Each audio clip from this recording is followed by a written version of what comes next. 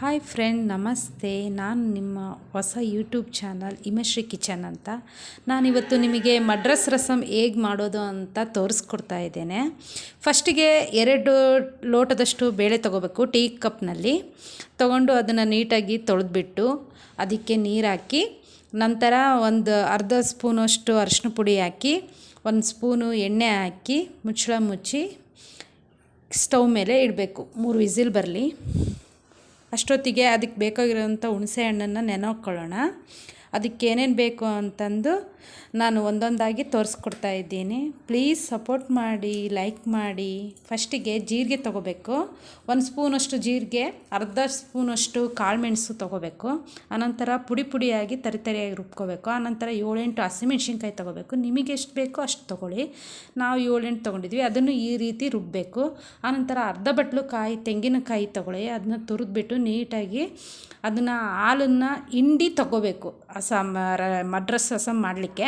ಆಮೇಲೆ ಬೇಯಿಸಿರೋಂಥ ಬೇಳೆ ಕಟ್ಟಿದೆಯಲ್ಲ, ಅದು ಚೆನ್ನಾಗೆಲ್ಲ ಒಡೆದು ಬೆಂದೋಗಿರಬೇಕು. ಆನಂತರ ಒಗ್ಗರಣೆಗೆ ಇಟ್ಕೊಳ್ಳೋಣ. ಫಸ್ಟಿಗೆ ಎಣ್ಣೆ ಹಾಕ್ಕೋಬೇಕು, 2 ಟೇಬಲ್ ಸ್ಪೂನ್ ಅಷ್ಟು. ಆನಂತರ ಅರ್ಧ ಸ್ಪೂನಷ್ಟು ಸಾಸಿವೆ ಹಾಕ್ಕೋಬೇಕು. ಅದು ಸಿಡಿದ ತಕ್ಷಣ 1 ಸ್ಪೂನು ಜೀರಿಗೆ ಹಾಕ್ಕೋಬೇಕು. ಆನಂತರ ಅದಕ್ಕೆ ಬೇಕಾಗಿರೋದು 7-8 ಎಸಳು ಬೆಳ್ಳುಳ್ಳಿ ಹಾಕ್ಕೋಬೇಕು, 7-8 ಎಸಳು ಕರಿಬೇವಿನ ಎಲೆ ಹಾಕ್ಕೋಬೇಕು. ಆಮೇಲೆ 3 ಮೀಡಿಯಮ್ ಸೈಜ್ ಹಣ್ಣಾಗಿರೋ ಅಂಥ ಟೊಮೆಟೊ ಹಣ್ಣು ಕಟ್ ಮಾಡಿ ನೀಟಾಗಿ ಸಣ್ಣದಾಗಿ ಕಟ್ ಮಾಡಿ ಹಾಕ್ಕೋಬೇಕು.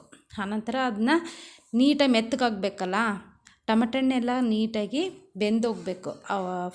ಎಣ್ಣೆ ಫ್ರೈಯಲ್ಲೇ ಎಲ್ಲ ನೀಟಾಗಿ ಬೆಂದೋಗಬೇಕು. ಚೆನ್ನಾಗಿ ಫ್ರೈ ಆಗಬೇಕು ಅದೆಷ್ಟು.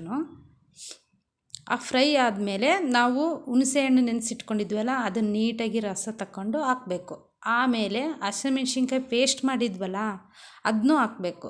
ಅದನ್ನು ಹಾಕಿ ಸ್ವಲ್ಪ ಎಣ್ಣೆ ಫ್ರೈಯಲ್ಲೇ ಸ್ವಲ್ಪ ಹೊತ್ತು ಕುದಿಸ್ಬೇಕು. ಆಮೇಲೆ ಅದಕ್ಕೆ ಅರ್ಧ ಟೀ ಸ್ಪೂನಷ್ಟು ಅರಿಶಿಣ ಪುಡಿನ ಹಾಕ್ಕೋಬೇಕು. ಅದಕ್ಕೆ ರುಚಿಗೆ ತಕ್ಕಷ್ಟು ಬೆಲ್ಲ ಹಾಕ್ಕೊಳ್ರಿ. ನಿಮಗೆ ಎಷ್ಟು ಬೇಕೋ ಅಷ್ಟು ನೋಡ್ಕೊಂಡು ಹಾಕ್ಕೊಳ್ಳಿ. ಮತ್ತು ರುಚಿಗೆ ತಕ್ಕಷ್ಟು ಉಪ್ಪು, ಸಾಂಬಾರಿಗೆ ಎಷ್ಟು ಬೇಕಾಗುತ್ತೋ ಅಷ್ಟು, ನೀವು ಎಷ್ಟು ಟೇಸ್ಟ್ ಮಾಡ್ತೀರೋ ಅಷ್ಟು. ಆಮೇಲೆ ಆನಂತರ ಕಾಯಿ ಹಿಂಡಿ ತಗೊಂಡಿದ್ವಲ್ಲ ಹಾಲು, ಅದನ್ನ ಹಾಕಬೇಕು. ಆಮೇಲೆ ಬೇಳೆ ಕಟ್ಟು ಬೇಯಿಸಿ ಇಟ್ಕೊಂಡಿದ್ವಲ್ಲ ಅದನ್ನ ಹಾಕಬೇಕು. ಮಿಕ್ಸಿ ಮಾಡಿ ಇಟ್ಕೊಂಡಿದ್ದಂತಹ ಕಾಳುಮೆಣಸು ಮತ್ತು ಜೀರಿಗೆ ಪುಡಿ ಎಷ್ಟು ನೋಡಿ, ನಿಮಗೆ ಎಷ್ಟು ಬೇಕು ಫ್ಲೇವರ್ ನೋಡ್ಕೊಳ್ಳಿ. ಚೆನ್ನಾಗಿರುತ್ತೆ, ತುಂಬ ಅಂದರೆ ತುಂಬ ಚೆನ್ನಾಗಿರುತ್ತೆ. ನೋಡಿ ಹಾಕ್ಕೊಳ್ಳಿ. ಲಾಸ್ಟಲ್ಲಿ ಕೊತ್ತಂಬರಿ ಸೊಪ್ಪನ್ನ ಹಾಕಿಬಿಟ್ರೆ ಮಡ್ರಸ್ ರಸಮ್ ರೆಡಿ ಆಯಿತು. ಪ್ಲೀಸ್ ಸಪೋರ್ಟ್ ಮಾಡಿ, ಸಬ್ಸ್ಕ್ರೈಬ್ ಮಾಡಿ, ಲೈಕ್ ಮಾಡಿ.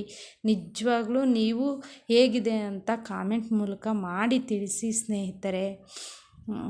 ಧನ್ಯವಾದಗಳು.